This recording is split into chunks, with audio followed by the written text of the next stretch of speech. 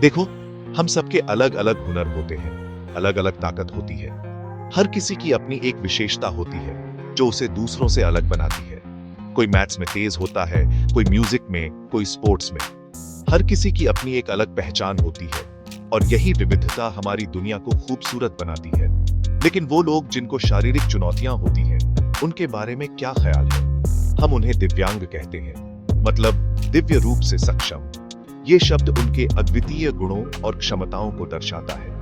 ये एक तरीका है उनकी क्षमता को देखने का, उनकी कमजोरी नहीं। हमें उनकी ताकत और उनके योगदान को पहचानना चाहिए, न कि उनकी सीमाओं को। ये किताब हमारे दिव्यांग दोस्तों और परिवार के लोगों के जीवन को समझने के बारे में है। ये हमें उनके संघर्षों और उनकी जीतों के बारे में बताता है। हम अलग अलग शारीरिक दिव्यांगता और उनके जीवन पर उनके प्रभाव के बारे में जानेंगे। ये हमें यह समझने में मदद करेगा कि कैसे ये चुनौतियां उनके दैनिक जीवन को प्रभावित करती हैं। ये दया के बारे में नहीं, ये समझने के बारे में नहीं। ये हमें जहां हर किसी को समान अवसर मिले। ये सीखने के बारे में है कि हम कैसे एक ऐसी दुनिया बना सकते हैं जहां हर कोई खुद को खास और सुरक्षित महसूस करे। ये हमें यह भी सिखाता कि कैसे हम एक दूसरे की मदद कर सकते हैं। समझ और सहानुभूति के इस सफर को शुरू करते हैं। ये यात्रा हमें एक बेहतर और अधिक समावेशी दुनिया की ओर ले जाएगी, जहां हर किसी की कद्र की जाएगी। सोचो, एक ऐसी दुनिया जहां चलना मुश्किल हो या नामुमकिन ही हो। बहुत सारे दिव्यांग लोगों के लिए यही सच्चाई है। कभी कभी एक्सीडेंट या बीमारी की वजह से शरीर का कोई अंग कट जाता है। इसे अंग विच्छेद कहते हैं। पोलियो एक बीमारी है जिससे मांसपेशियां कमजोर हो जाती हैं। कभी कभी चलने या हाथ पैरों का इस्तेमाल करने में मुश्किल होती है। एक्सीडेंट से रीढ़ की हड्डी को नुकसान पहुंच सकता है, जो हमारे शरीर के कम्युनिकेशन सिस्टम की तरह होती है। इससे चोट के नीचे वाले हिस्से में हरकत और एहसास कम हो सकता है। ये बस कुछ ही उदाहरण हैं शारीरिक दिव्यांगता के। हर व्यक्ति का अनुभव अलग होता है और इन फर्क को समझना जरूरी है। कुछ दिव्यांगताएं जन्म से ही होती हैं। ये स्थितियां एक व्यक्ति के जीवन को अलग तरीके से आकार दे सकती हैं। आइए दो उदाहरण देखें। स्पाइना बिफिडा तब होता है जब गर्भ में रीढ़ की हड्डी पूरी तरह से विकसित नहीं होती है। इससे पैरों और तलवों में कमजोरी आ सकती है। मस्कुलर डिस्ट्रॉफी बीमारियों का एक समूह है जो समय के साथ मांसपेशियों को कमजोर कर देती है। इससे चलने, हिलने डुलने और सांस लेने में मुश्किल हो सकती है। इन स्थितियों के साथ जीना चुनौतीपूर्ण हो सकता है, लेकिन ये किसी व्यक्ति की पहचान नहीं होती। इन स्थितियों वाले दिव्यांग व्यक्ति भी पूरा और सार्थक जीवन जी सकते हैं। सोचो, सीढ़ियां चढ़ने में, ऊंची शेल्फ तक पहुंचने में या पेन पकड़ने में भी दिक्कत हो। ये कई दिव्यांग व्यक्तियों के लिए रोज की चुनौतियां हैं। आसान कामों में भी ज्यादा मेहनत और प्लानिंग लग सकती है। इधर उधर जाना मुश्किल हो सकता है। पब्लिक ट्रांसपोर्ट और इमारतें अक्सर दिव्यांग लोगों को ध्यान में रखकर नहीं बनाई जाती। इससे रोजमर्रा के कामों में भाग लेना मुश्किल हो सकता है। लेकिन ये चुनौतियां इतनी बड़ी नहीं हैं कि उन पर जीत हासिल ना की जा सके। मदद और समझ के साथ दिव्यांग लोग मुश्किलों से पार पा सकते हैं और पूरा जीवन जी सकते हैं। मदद का हाथ बढ़ाना, थेरेपी और सही मदद ढूंढना। दिव्यांग लोगों को अपना जीवन पूरी तरह से जीने में मदद करने के कई तरीके हैं। फिजिकल थेरेपी से मांसपेशियां मजबूत होती हैं और हरकत में सुधार होता है। ऑक्यूपेशनल थेरेपी रोजमर्रा के कामों जैसे कपड़े पहनना, खाना और लिखना में सुधार पर ध्यान केंद्रित करती है। स्पीच थेरेपी बोलने में दिक्कत को कम करने में मदद कर सकती है। सही मदद ढूंढना बहुत जरूरी है। डॉक्टर, थेरेपिस्ट, टीचर और परिवार वाले मिलकर एक ऐसा प्लान बना सकते हैं जो व्यक्ति की जरूरतों को पूरा करे। बिना रुकावटों वाली दुनिया बनाना, शिक्षा को सबके लिए सुलभ बनाना।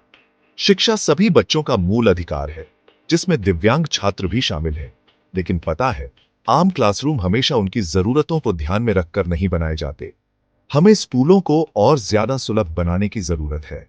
इसका मतलब है रैंप और लिफ्ट, ताकि एक मंजिल से दूसरी मंजिल पर जाना आसान हो।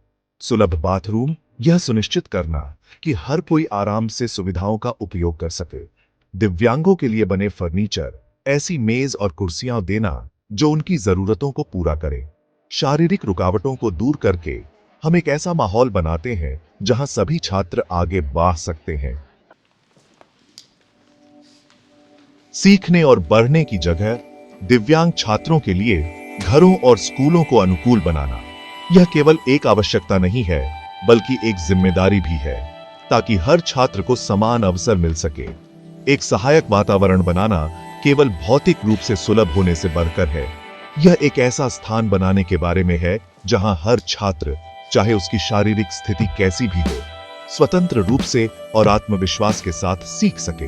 यह दिव्यांग छात्रों की खास जरूरतों को समझने और अपने तरीके को बदलने के बारे में है। शिक्षकों और सहकर्मियों को भी संवेदनशील और जागरूक होना चाहिए ताकि वे सही तरीके से मदद कर सकें। बैठने की व्यवस्था, छात्रों को ऐसी जगह बिठाना जहां वे साफ साफ देख और सुन सकें और उनकी विशेष आवश्यकताओं के अनुसार बैठने की व्यवस्था हो और आसानी से पढ़ाई की सामग्री तक पहुंच सके। यह सुनिश्चित करना कि सभी शैक्षिक सामग्री और संसाधन उनकी पहुंच में हो बहुत महत्वपूर्ण है। स्थिति और संभालना, उन छात्रों को सुरक्षित और आराम से कैसे ले जाना है, यह जानना भी आवश्यक है।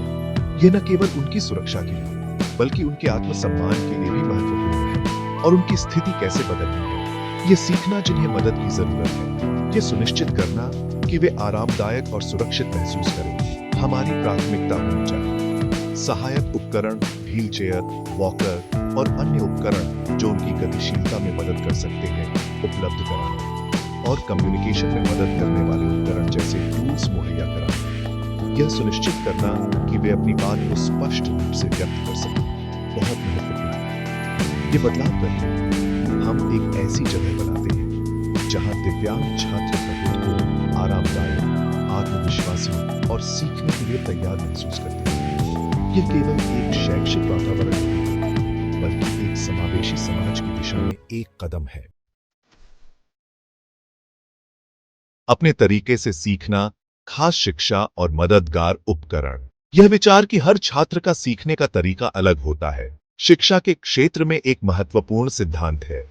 हर छात्र अलग तरह से सीखता है और यह दिव्यांग छात्रों के लिए खास तौर पर सच है। उनके लिए एक आकार सभी के लिए उपयुक्त नहीं हो सकता, इसलिए हमें उनकी व्यक्तिगत जरूरतों को समझना और उन्हें पूरा करना आवश्यक है। इसलिए व्यक्तिगत शिक्षा योजनाएं या आईईपी इतनी महत्वपूर्ण है। आईईपी एक दस्तावेज है जो एक छात्र की विशेष शिक्षा आवश्यकताओं को पहचानता है और उन्हें पूरा करने के लिए एक योजना बनाता है।